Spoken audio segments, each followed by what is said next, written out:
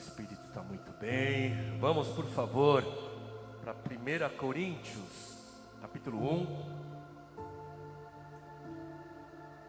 Buscar iniciar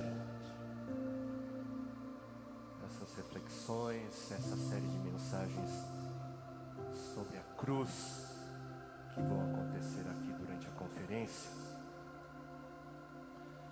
Nós vamos ler a partir do versículo 10, 1 Coríntios, capítulo 1, a partir do versículo 10. E assim nós lemos palavras do apóstolo Paulo, escritas à igreja em Corinto. Irmãos, em nome de nosso Senhor Jesus Cristo, suplico a todos vocês que concordem uns com os outros no que falam, para que não haja divisões entre vocês, antes que todos estejam unidos num só pensamento e num só parecer. Meus irmãos, fui informado por alguns da casa de Chloe que há divisões entre vocês. Com isso quero dizer que algum de vocês afirma: eu sou de Paulo, ou eu sou de Apolo, ou eu sou de Pedro, ou ainda eu sou de Cristo. Acaso Cristo está dividido? Foi Paulo crucificado em favor de vocês? Foram vocês batizados em nome de Paulo? Dou graças a Deus por não ter batizado nenhum de vocês, exceto Crispo e Gaio, de modo que ninguém pode dizer que foi batizado em meu nome. Batizei também os da casa de Estéfanas. Além desses, não me lembro se batizei alguém mais. Pois Cristo não me enviou para batizar, mas para pregar o Evangelho. Não, porém, com palavras de sabedoria humana. E aqui onde estava grande parte do problema, porque aqui sabedoria era sofia, né? Era um tempo onde a filosofia grega, ela tinha grande influência sobre as culturas. Então essa sabedoria humana, ela estava entrando, estava trazendo discórdia. Não, porém, com palavras de sabedoria humana, para que a cruz de Cristo não seja esvaziada. Pois a mensagem da cruz é loucura para os que estão perecendo, mas para nós que estamos sendo salvos é o poder de Deus. Pois está escrito, e Paulo aqui, né, ele cita Isaías 29, destruirei a sabedoria dos sábios e rejeitarei a inteligência dos inteligentes. Onde está o filósofo? Onde está o erudito? Onde está o questionador desta era? Acaso não tornou Deus louca a sabedoria, a sofia desse mundo? Visto que na sabedoria de Deus, o mundo não o conheceu por meio da sabedoria humana, agradou a Deus salvar aqueles que creem por meio da loucura da pregação. Os judeus pedem sinais milagrosos, e os gregos procuram sabedoria, filosofia. Nós, porém, pregamos Cristo crucificado, o qual de fato é escândalo para os judeus e loucura para os gentios. Mas para os que foram chamados, tanto judeus como gregos, Cristo é o poder de Deus e a sabedoria de Deus. Porque a loucura de Deus é mais sábia do que a sabedoria humana, e a fraqueza de Deus é mais forte do que a força do homem. Irmãos, pensem no que vocês eram quando foram chamados. Poucos eram sábios segundo os padrões humanos, poucos eram poderosos, poucos eram de nobre nascimento. Mas Deus escolheu o que para o mundo é loucura, para envergonhar os sábios, e escolheu o que para o mundo é fraqueza, para envergonhar o que é forte. Ele escolheu o que para o mundo é insignificante, desprezado e o que nada é, para reduzir a nada o que é, a fim de que ninguém se glorie diante dele. É, porém, por iniciativa dele que vocês estão em Cristo, o qual se tornou sabedoria de Deus para nós, isto é, justiça, santidade e redenção, para que, como está escrito, quem se gloriar, glorie-se no Senhor. Eu mesmo, irmãos, quando estive entre vocês, não fui com discurso eloquente, nem com muita sabedoria, sofia, para lhes proclamar o mistério de Deus, pois decidi nada saber entre vocês, a não ser Jesus Cristo e este crucificado. E foi com fraqueza, temor e com muito tremor que estive entre vocês. Minha mensagem e minha pregação não consistiram em palavras persuasivas de sofia, de filosofia, mas em demonstração do poder do Espírito, para que a fé que vocês têm não se baseasse na sabedoria humana, em filosofia grega, mas no poder de Deus. Senhor, mais uma vez, nos rendemos diante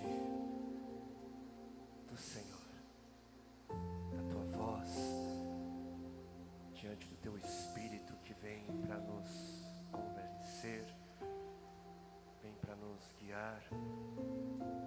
Pedimos em Teu nome, Senhor, que o Senhor use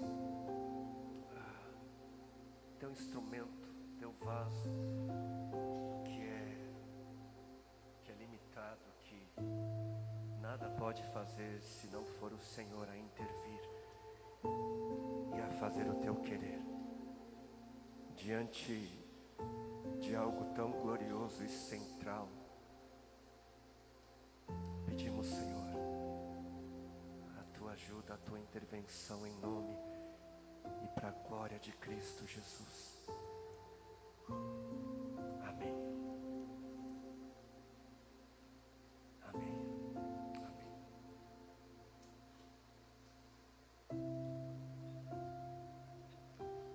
A Bíblia, ela diz em Apocalipse 13:8, que Jesus, o Cordeiro de Deus, ele foi morto antes da criação do mundo.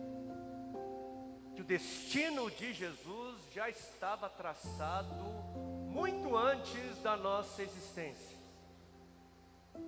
Que antes de dizer haja luz, Deus já havia dito haja cruz.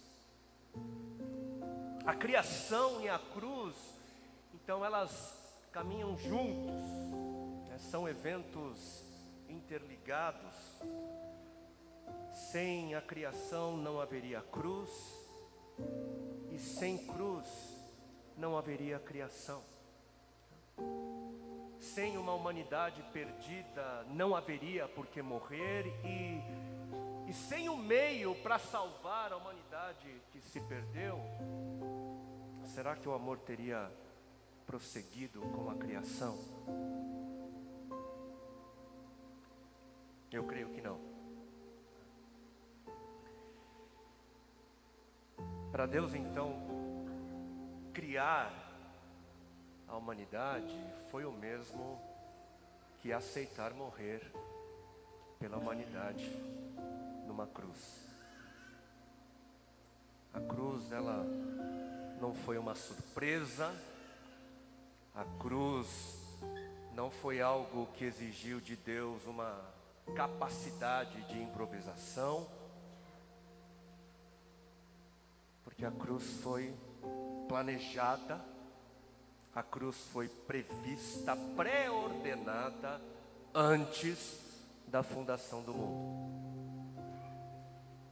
E é por isso que de Gênesis a Apocalipse, então, a cruz é o pano de fundo, né, de toda a história bíblica. Toda narrativa bíblica é unida pelo tema da cruz. Deus não desiste da humanidade de Gênesis a Apocalipse por causa da cruz.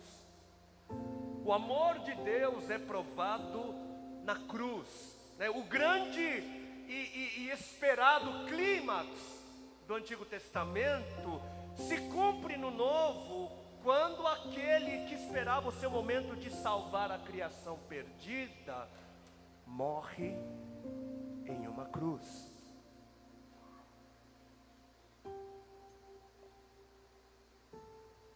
E nessa narrativa, a gente percebe que o lugar onde a gente se perdeu se torna para Cristo o lugar de morte e de salvação. Nós pecamos diante de uma árvore e Jesus foi crucificado e morto no madeiro. Pecamos diante do madeiro e Jesus morre no madeiro. E não foi sem razão nesse glorioso, roteiro das Escrituras, não foi sem razão que Jesus, ele cresceu sendo treinado para ser um carpinteiro. Aprendeu do seu pai, treinado para ser carpinteiro. E qual é o principal material usado que faz um carpinteiro ser um carpinteiro? Madeira. Desde pequeno, então, Jesus, ele teria aprendido a lidar com aquilo que seria a razão da sua encarnação. Sempre diante dele, sempre lembrando Jesus da sua vocação.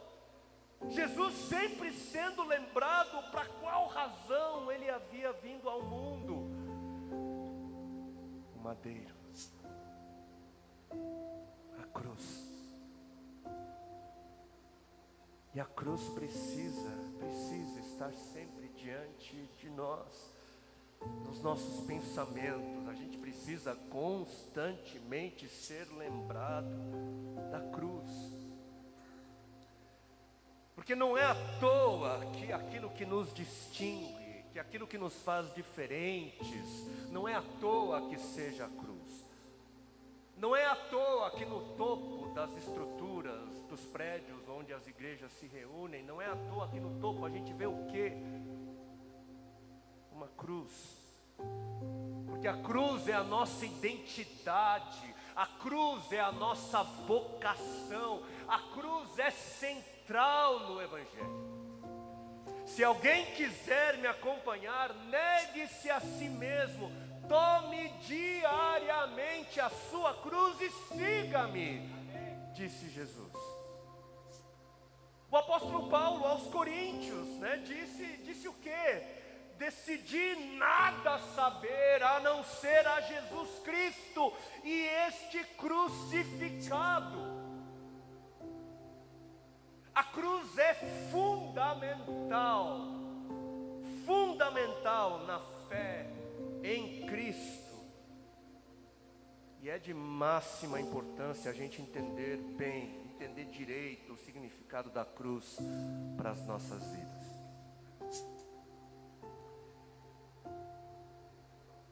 E quando a gente olha para a cruz, algumas coisas ficam muito claras. E eu quero falar um pouco sobre algumas das realidades que ficam claras por causa da cruz. Primeiro, algo que fica muito claro com a cruz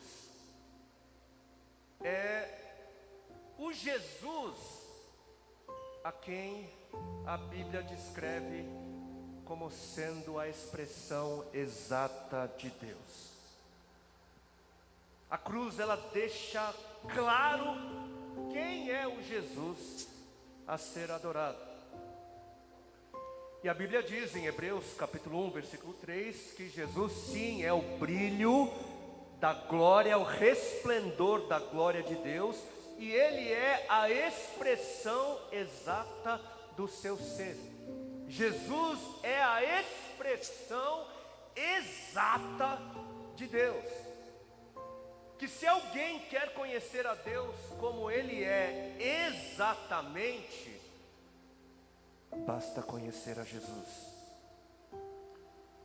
Porque olhar para Jesus é olhar para Deus. Só que, infelizmente ou felizmente,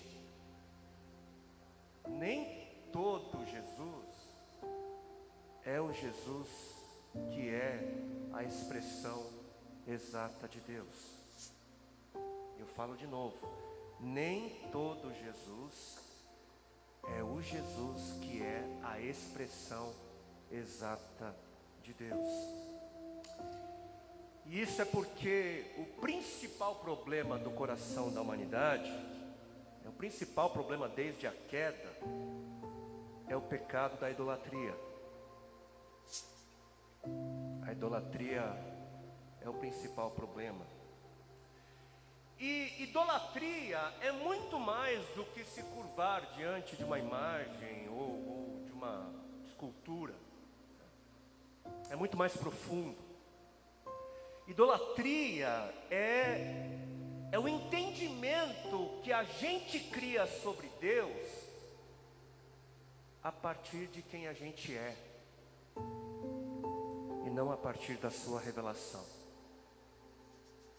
Idolatria é conceber Deus conforme nós somos, é fazer Deus conforme a nossa semelhança, segundo o que nos é conveniente. A gente acha que idolatria é adorar outros deuses além do Deus de Israel, o que também é idolatria.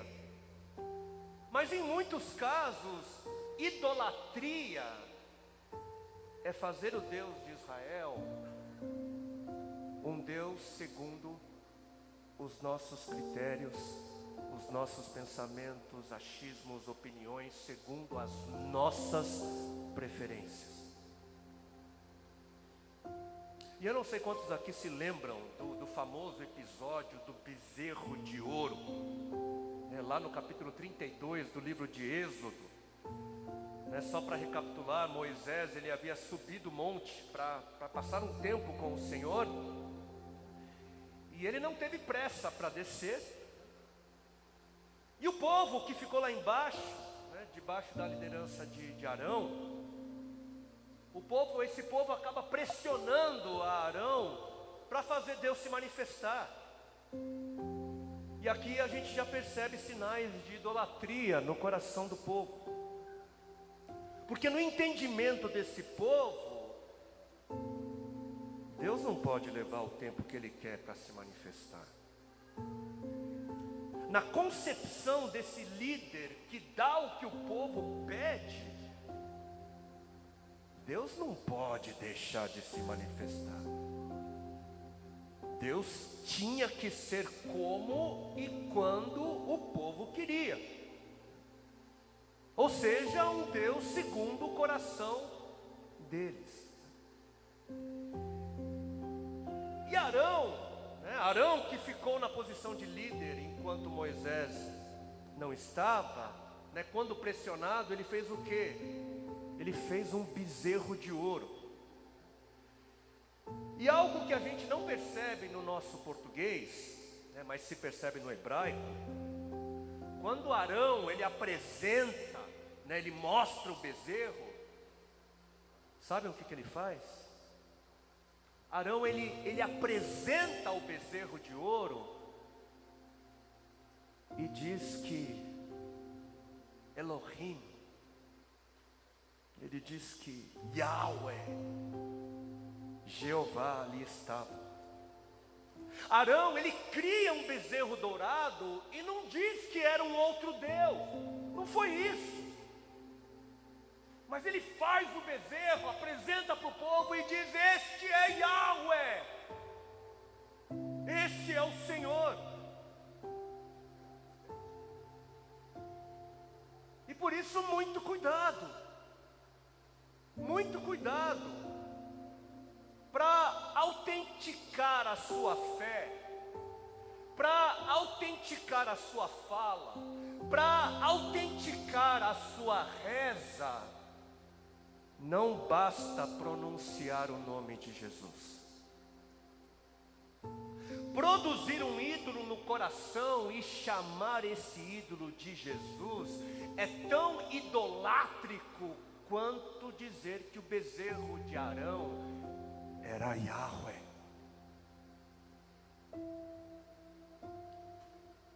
Porque idolatria é viver conforme um outro Jesus e dizer que esse Jesus conveniente é Deus.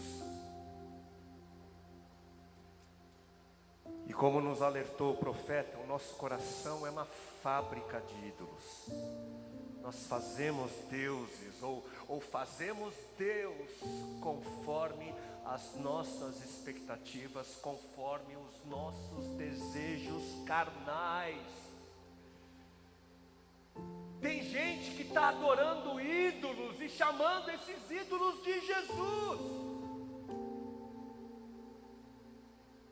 E a cruz ela vem para trazer clareza. A cruz ela vem para trazer muita clareza sobre quem é o Jesus, que é a expressão exata de Deus, revelado nas Escrituras. Porque se o Jesus a quem você adora não é o Jesus revelado nas Escrituras, se o Jesus a quem você adora carregou a sua cruz, mas não te chama para fazer o mesmo, se o Jesus a quem você adora atende todas as suas expectativas, faz total sentido para você e permite que você viva do jeito que você quer, sem que isso te custe tudo, esse Jesus é um ídolo. É um Deus conforme as suas conveniências. É um Deus segundo a sua imagem e a sua semelhança.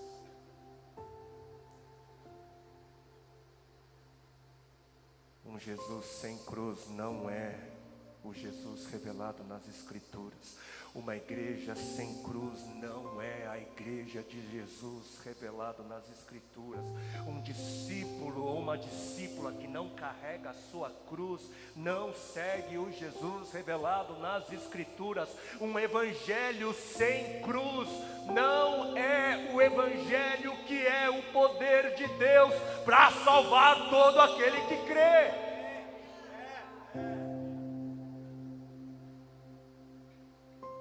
A gente precisa parar de olhar para a cruz como se ela não nos chamasse para nada.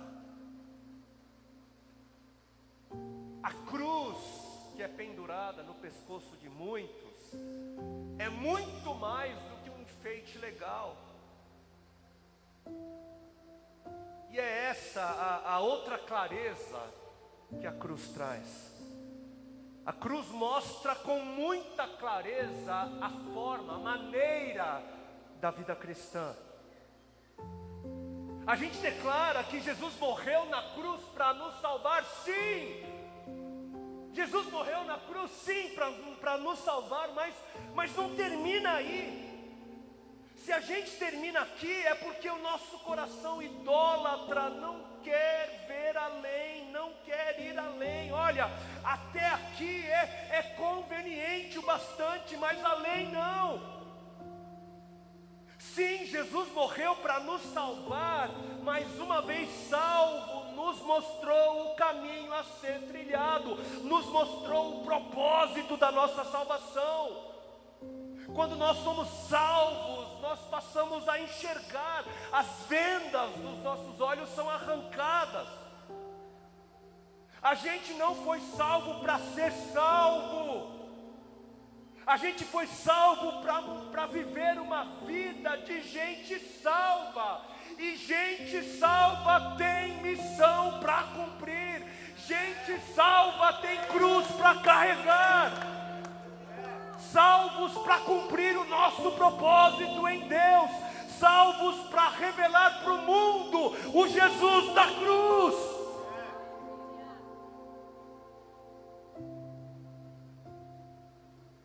Façamos uma reflexão. Vamos olhar para as nossas vidas, vamos olhar para os nossos sonhos, vamos olhar para os nossos planos, vamos refletir sobre todo o nosso esforço, ou sobre toda a falta de esforço. Tudo que você faz ou deixa de fazer, aponta para quem? Para qual Jesus? Quando as pessoas que estão ao nosso redor, quando elas olham para a nossa vida, qual é o Jesus que eles veem?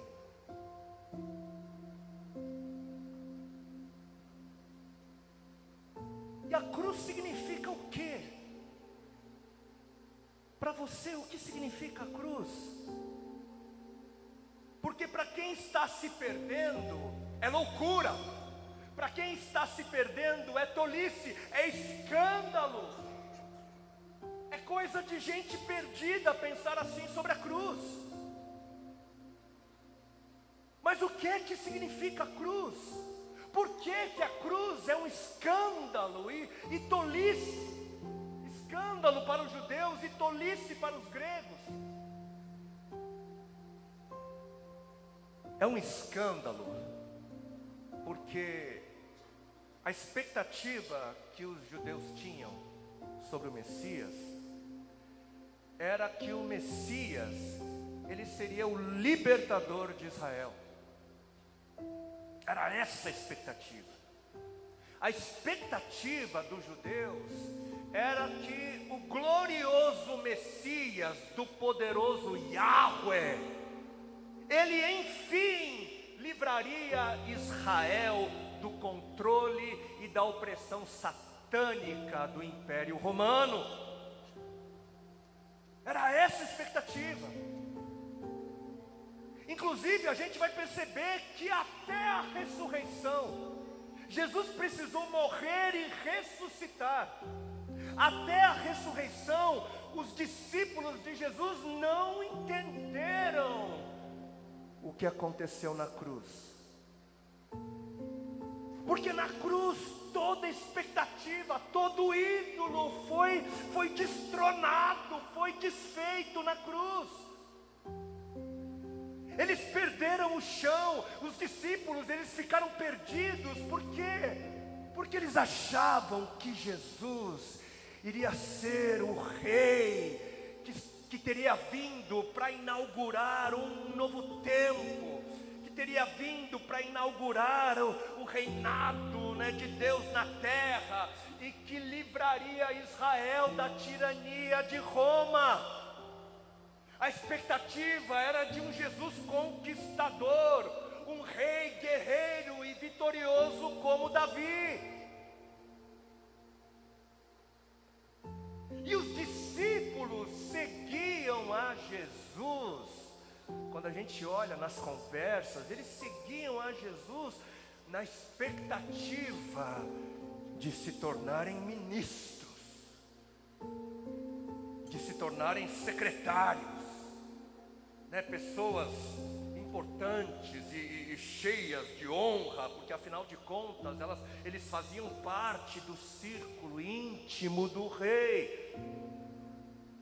Lembram quando eles estavam ali perguntando quem é que iria ser o maior, né, no reino? Eles perguntavam entre si.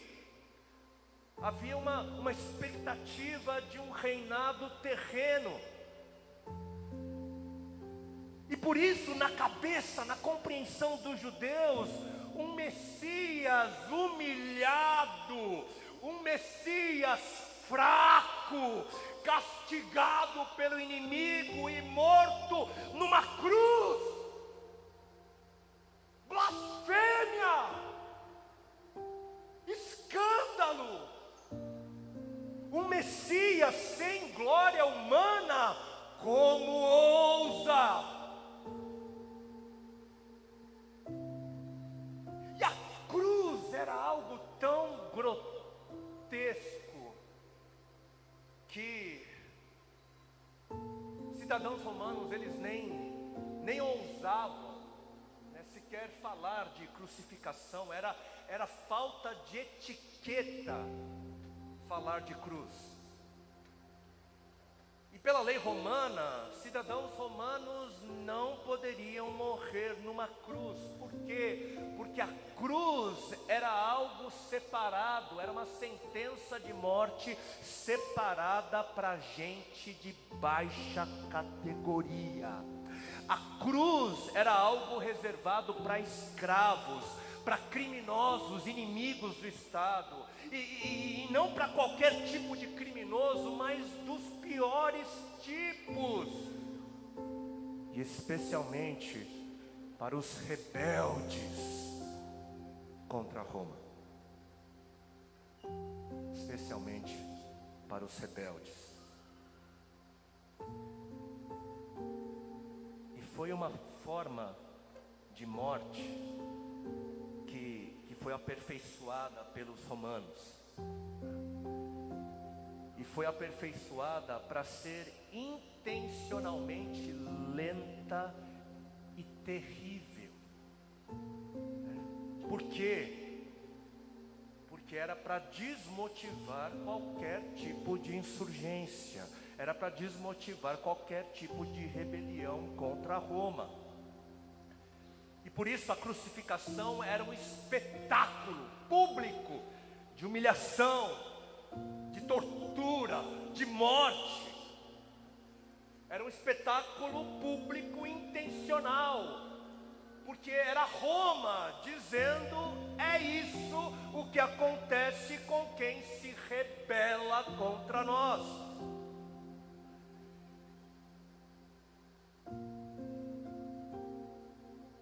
E na maioria das vezes, antes da crucificação, isso era bem conhecido, né?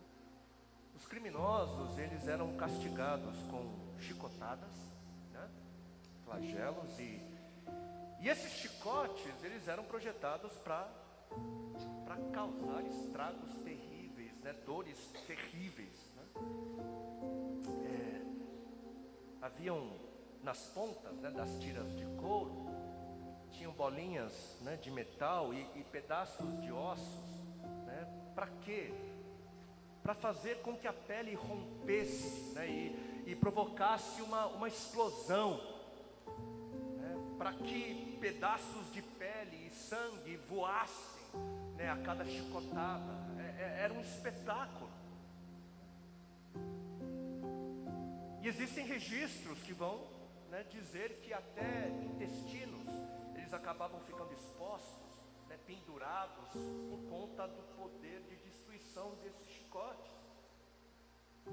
Muita gente inclusive morria na flagelação antes de serem crucificados. E a gente sabe que Jesus, ele foi castigado além do normal. Por quê? Porque Herodes não queria matar Jesus. E aí Herodes pensou: não, flagela, castiga ele bem, para ver se isso apazigua, né, os ânimos do povo que queriam matar a Jesus. E aí Herodes mostra o Jesus brutalmente castigado, mas isso não foi o suficiente para o povo. Não foi à toa que Jesus não conseguiu.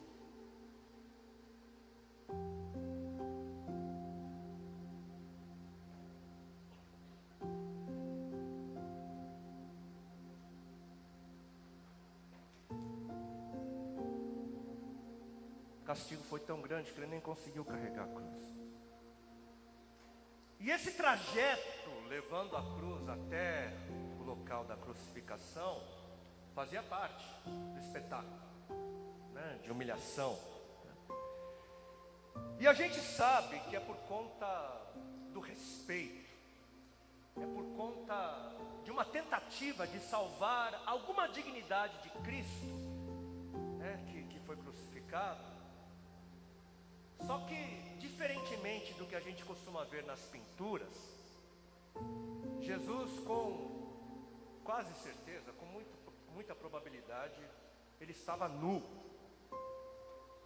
Lembram que fazem sorte, né, quanto à roupa dele, a túnica? Não haviam roupas íntimas na época, e era comum, Fazia parte do show. Inclusive, aproveitando essa nudez, existem registros onde homens tinham seus membros sexuais pregados na cruz também. Um escândalo público de humilhação e vergonha. E Jesus foi tão castigado na flagelação que ele morre antes. Ele morre mais cedo, antes dos dois criminosos também pregados na cruz naquele dia com ele.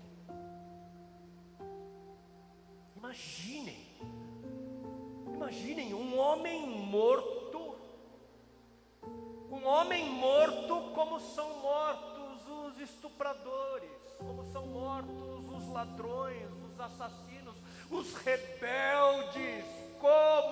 Como pode ser ele o glorioso Messias esperado?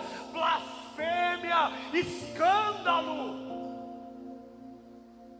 Morto entre dois ladrões e o seu crime escrito na placa, INRI. Jesus Nazareno, Rei dos Judeus. E ainda o texto de Deuteronômio. O texto de Deuteronômio, lá em 21, 22, gritava dentro de todo judeu: se um homem culpado de um crime que merece a morte for morto e pendurado num madeiro, está debaixo da maldição de Deus. Maldito é aquele que morre pendurado no madeiro. Jesus, morto num madeiro, esse é o Messias, escândalo. E os judeus eram aqueles que pediam um sinal, sinais miraculosos. Ei, Jesus, desce daí. Agora é o momento. Agora é a hora de mostrar quem você é. Vai, Jesus. Chega de desonra. Chega de vergonha. Mostra quem você é. Não leve desaforo para casa. Mostra um sinal, vai. Esse é o momento. Desce da cruz. Abandona esse caminho. Você nasceu para ser cabeça. Você é filho do rei. Não tem vergonha não. Haja como um rei. Haja como um Messias, segundo o nosso coração idolátrico. Seja quem a gente espera que você seja. Seja segundo as nossas expectativas. Não seja um escândalo, Jesus. Deus, manda Jesus descer, porque a gente sabe o que é melhor. Porque não, isso aí não está certo, não. O Jesus que eu quero é reluzente como ouro, brilhante. É o Jesus que eu quero. Ele me faz andar em prosperidade, em riquezas, sem doenças, sem problemas, muito menos com problemas de outros. Não, faz o seguinte, Mamon, agora você é o meu Jesus. Mamon é um nome feio, eu vou te chamar de Jesus. Mas espera aí, agora não é mais prosperidade? A versão atualizada hoje é a teologia do coach. Bacana, pode ser. É melhor, é mais moderno, né? Jesus coach. Gostei, soa bem, bacana. Faz sentido. Mas queridos, a cruz é escândalo. escândalo, é tolice, não faz sentido para os desejos do mundo. A cruz é fraqueza, a cruz é humildade, é inglória. Um Jesus, um Messias crucificado, um Deus que permite cruzes aos seus filhos, escândalo, tolice. Mas versículo de 27, mas Deus escolheu o que para o mundo é loucura, para envergonhar os sábios, e escolheu o que para o mundo é fraqueza, para envergonhar o que é forte. Ele escolheu o que para o mundo é insignificante, desprezado, o que nada é, para reduzir a nada o que é, a fim de que ninguém se vanglorie diante dele.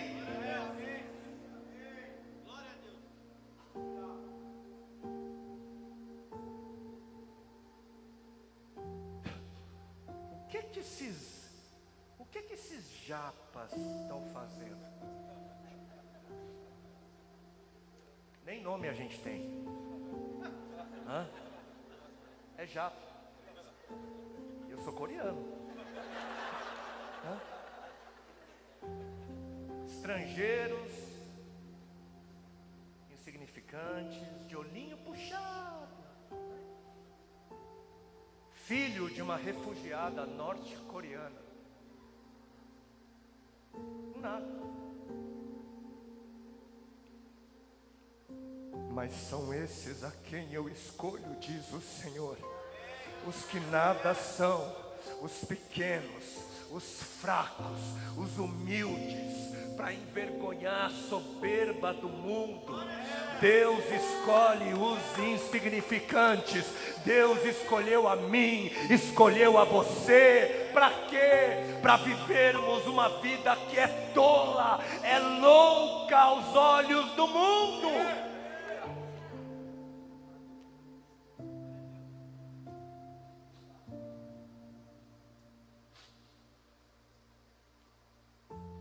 Eu sei que não daria tempo para falar tudo aquilo que é possível falar sobre a cruz, e eu não creio que tudo que possa ser falado sobre a cruz venha a ser falado nessa conferência, mas eu espero, que a gente continue olhando para a cruz mesmo depois desses dias. Eu queria finalizar falando de uma outra clareza, que a cruz ela traz sobre as nossas vidas. E essa clareza é a grande força para a gente continuar, para a gente viver conforme a cruz, carregando a nossa cruz. A cruz deixa muito claro, grita em alto e bom som, o que Deus ama a mim e ama a você. E é essa a grande sabedoria, o grande poder da cruz. Porque Deus, sendo todo-poderoso, Deus sendo o Senhor dos exércitos, Deus, Ele poderia ter mostrado toda a sua força, todo o seu poder, e assim Ele teria feito qualquer rebelde ficar do lado dele, qualquer rebelde concordar com Ele.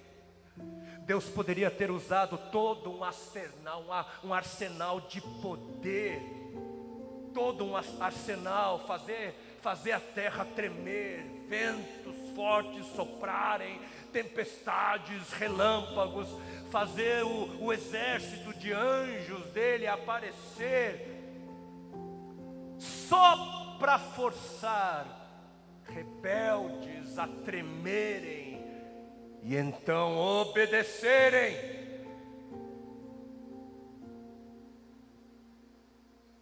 Mas esse tipo de obediência é o tipo de obediência que o inferno e que o mundo dominado por esse inferno gosta. Uma obediência que se manifesta por meio do medo. Mas obediência que vem do medo é uma obediência que não muda o foco do amor. Esse tipo só fortalece o foco. Porque quem obedece por medo, obedece buscando fazer o quê? Se salvar. O medo, ele fortalece o amor próprio, egocêntrico.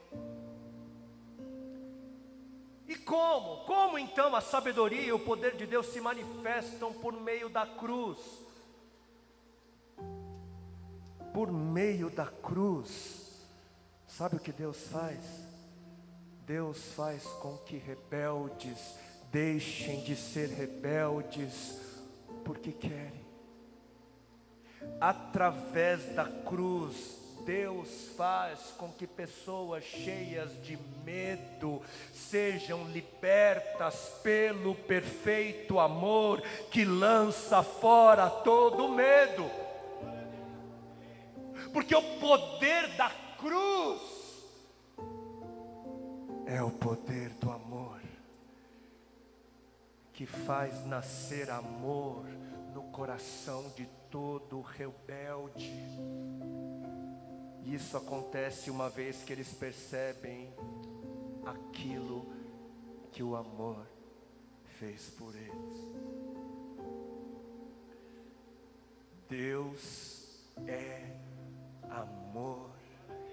E para nos salvar, para nos resgatar, Ele nos convenceu do seu amor, provou o seu amor, confessou o seu amor por mim e por você naquela cruz. Para que ao conhecermos essa confissão de amor da parte de Deus, assim como toda confissão de amor espera, Deus ele esperou ganhar o nosso coração. Na cruz, Deus fez com que a gente deixasse de ser rebelde e a gente se tornasse amantes de Deus. E é essa a sabedoria da cruz. Esse é o poder de Deus, o amor. O Evangelho é o poder de Deus, porque nele é revelado o amor de Deus. O amor é a sabedoria de Deus e é o poder de Deus manifesto e sacrificado no lugar de rebeldes. Esse amor louco, esse amor escandaloso, incompreensível, é terrível. Esse amor é terrivelmente obstinado. É um amor que não desiste, é um amor que não nos deixa. Por isso Deus não vai te deixar em paz. O amor de Deus não vai te deixar em paz até que você responda a esse amor, até que você reconheça, perceba. Você pode até tentar fugir, você pode até tentar se esconder, mas esse amor que não poupou a vida do seu próprio filho, esse amor terrivelmente profundo e doce, ele vai te perseguir até que você desista de fugir, até que você se canse, até que você entenda que o amor que você tem é eternamente desejado por Ele. Nem a cruz o impediu de te amar. Deus te amou antes da fundação do mundo.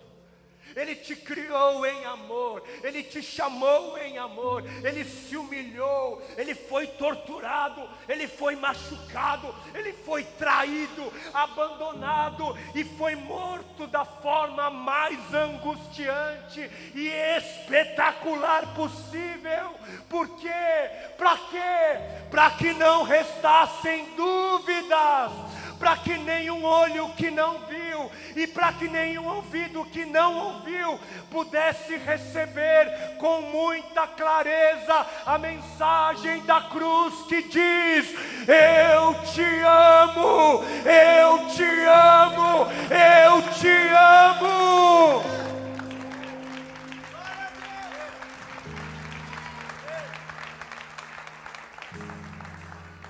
Você me ama?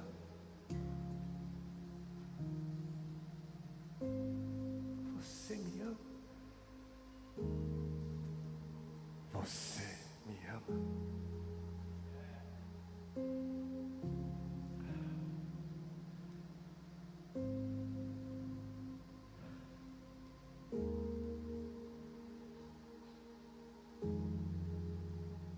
Vamos orar.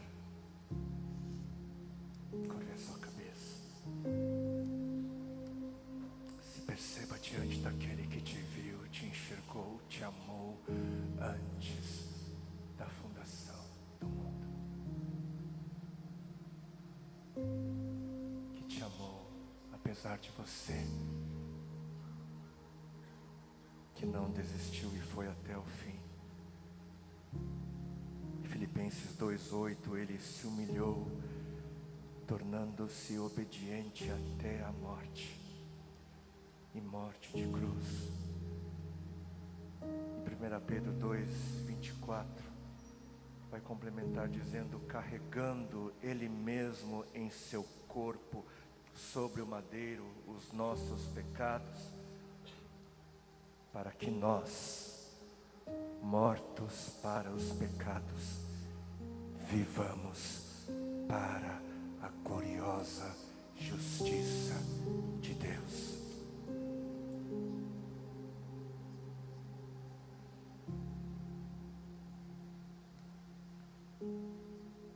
Jesus não morreu em uma cruz para que pudéssemos viver a boa vida que o mundo prega. Isso é idolatria. Isso é fazer Jesus conforme a nossa vontade carnal. Mas Jesus morreu em uma cruz para mostrar o exemplo de vida que deve ser imitada. Morreu na cruz para mostrar como um discípulo, como uma discípula de Jesus deve viver.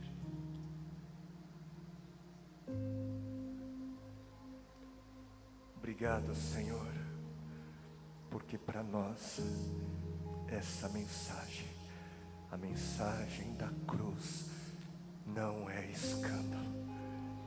Obrigado, Senhor, porque para nós essa mensagem não é tolice, não é loucura. Nós abraçamos essa mensagem.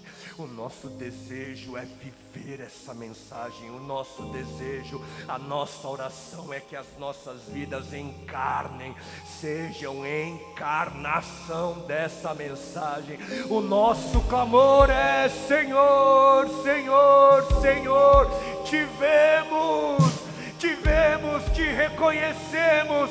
Sabemos quem o Senhor é, percebemos o teu olhar naquele madeiro, percebemos a tua mensagem, percebemos a tua vontade sobre as nossas vidas, percebemos o caminho trilhado pelo Senhor e deixado para ser trilhado por nós.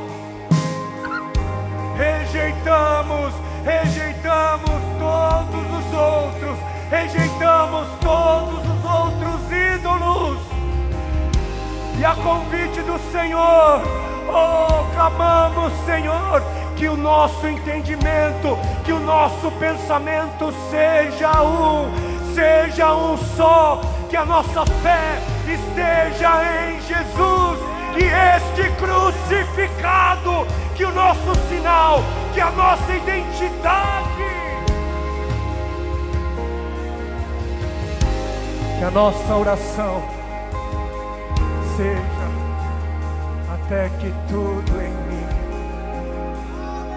até que tudo em mim declare que com Jesus eu também fui pregado, que com Jesus eu também carrego, eu também fui destinado, eu também fui separado pelo Pai, que é o mesmo ontem, hoje e por todos sempre haverá de ser.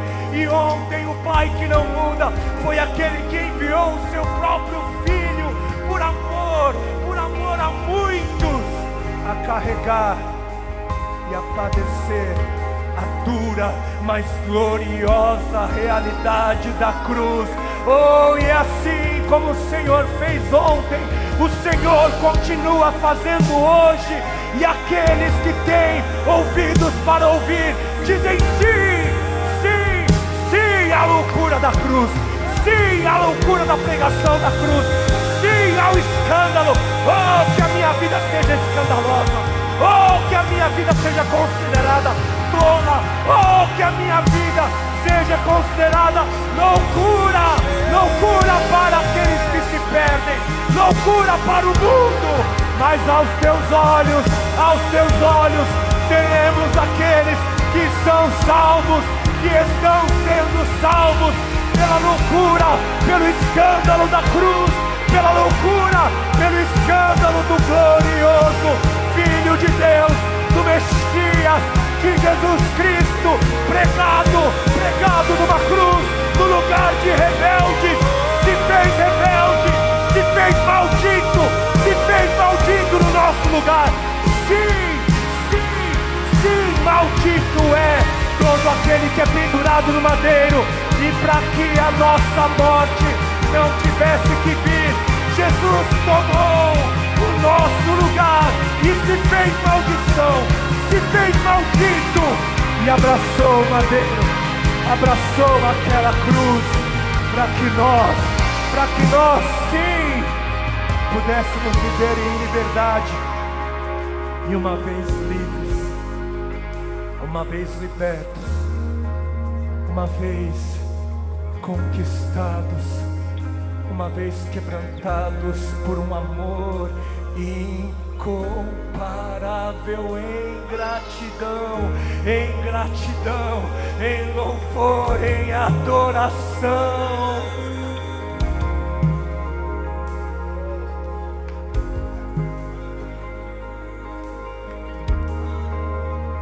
Hoje aqui então se encontra um povo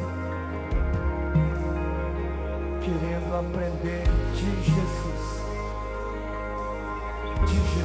Cristo, e este crucificado numa cruz, que nos chama para carregar as nossas cruzes. Ai, aqueles que foram alcançados, aqueles que compreenderam a beleza da loucura, a beleza do escândalo, aqueles que perceberam o glorioso poder do amor naquela cruz e passaram de rebeldes a serem filhos apaixonados, filhos que amam, e porque amam dizem: eis-me aqui, eis-me aqui, eis-me aqui, eis-me aqui, eis-me aqui. Eu digo sim, dizemos sim. A tua igreja diz sim para a glória de Cristo Jesus. Amém, amém, amém, amém. E a terra estremeceu, sepulcros se abriu, e nada vencerá seu canto. Vamos cante, e ó morte, onde está?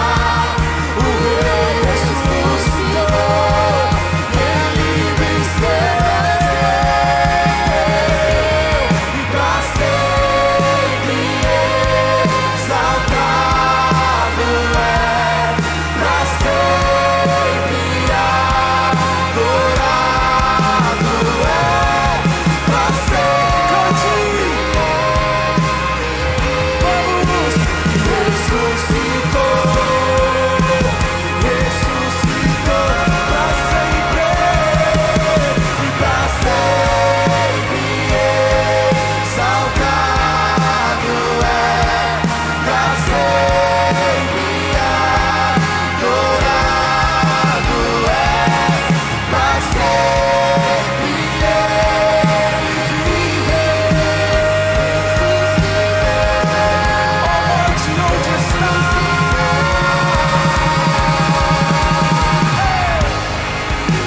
morte onde está?